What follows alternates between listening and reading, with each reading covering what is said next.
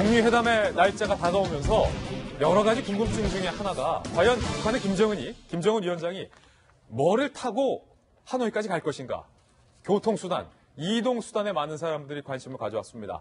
예측하기론 북한 김정은 위원장의 전용기 참매 1호기를 타고 갈 것 아니냐라는 관측이 나왔었는데 지난해 12월에 이 참매 1호기가 비밀리에 몰래 평양에서 베트남까지 한번 운행을 했던 것으로 확인이 됐습니다. 예행 연습 아니냐라는 관측이 나오고 있는데요.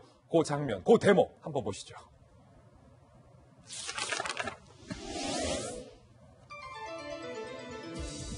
김정은의 참매 1호기 몰래 하노이행 예행 연습. 자, 평양에서 하노이까지 비행기로 갔을 때 거리가 얼마나 될까 측정해봤어요. 거리가 2,400km. 지난번 싱가포르 북미 회담 때의 절반 수준이니까 만만하다, 가깝다. 참매 1호기가 아무리 성능이 떨어져도 2,400km 정도는 날아갈 수 있다는 겁니다. 저것도 못 날아가면 비행기도 아니죠.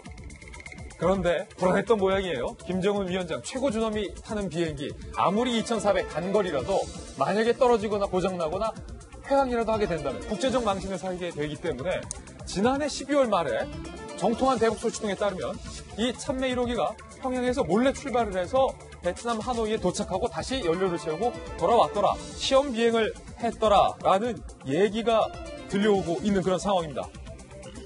아시다시피 지난 싱가포르 회담 때는 김정은 위원장이 전용기를 타고 싱가포르를 가긴 했는데 참매 1호기가 아닌 중국에서 전용기를 대여해서 렌트 비행기를 타고 간 바 있습니다. 지금 보시는 장면입니다. 상당히 시쳇말로 모양이 좀 구겨지는, 모양이 좀 빠지는 모습이었어요. 5성공기가 새겨져 있고 지난번 싱가포르에 갔었던 중국에서 빌린 전용기는 에어차이나가 대문짝만하게 박혀 있었어요. 대문짝만하게 에어차이나에서 김정은 위원장이 내리는 그 모습이 썩 좋아 보이진 않았다는 거죠.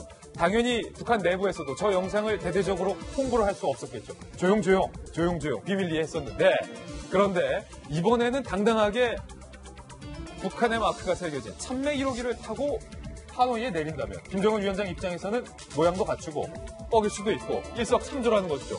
참매 1호기를 타게 될 가능성이 높아지는 그런 대목입니다. 박수윤 기자. 보니까 확실히 에어차이나가 더 기종도 좋고 더 크고 성능도 좋아 보이는데 네. 참매 1호기가 지난해 12월에 왔다 갔다. 이것은 김정은 위원장의 뭔가 의지로 보입니까? 네, 그렇죠. 김정은 위원장이 얘기를 해야만 그렇게 시험 운행을 할 수 있는 그렇군요. 거죠. 일각에서는 이런 얘기도 나옵니다. 김정은 위원장이 지난번에 싱가포르를 방문했을 때 중국 비행기를 타고 간 것을 굉장히 좀 속상했다.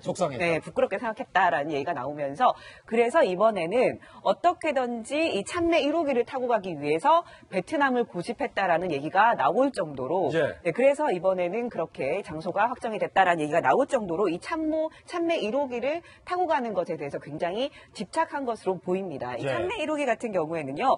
근데 좀 오래됐어요. 네, 구소련제거든요. 생산된 지 35년이나 됐기 때문에 안정성 논란이 계속 있어 왔습니다. 러시아도 아니고 구소련. 네, 구소련. 그래서 굉장히 안정성 논란이 있어 왔는데 이 지난번 제1차 북미 정상회담 때 김정은 위원장은 중국 비행기를 빌려 타고 갔지만 김여정이나 이 다른 사람들은 이 참매 1호기를 타고 갔어요.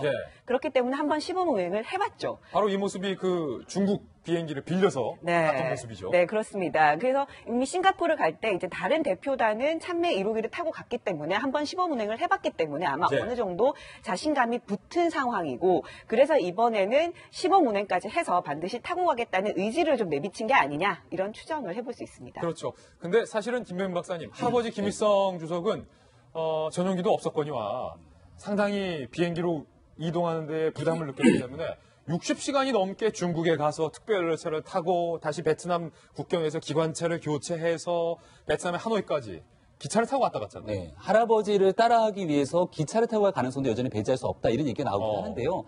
사실상 열차를 타고 가게 되면은 전 세계에 굉장히 독특한 주목을 받게 되긴 할 겁니다. 지금 21세기를 살아가는 나라에서 네.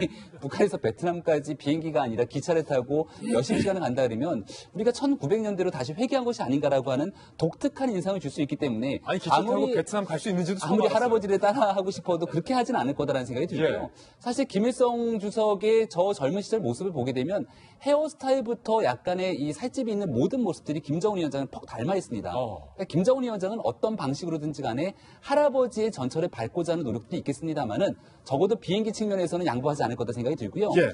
저는 이 비행기의 기종도 문제지만 사실은 기장이 가장 큰 문제일 거예요.